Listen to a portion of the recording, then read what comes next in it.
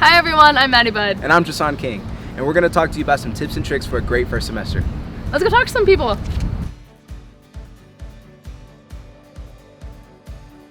Stay organized, so have lots of planners. I have like a little agenda I keep in my book bag. I use my phone calendar, I have a desk calendar. So I use all those to stay organized and keep track of all my homework assignments and just get everything done early.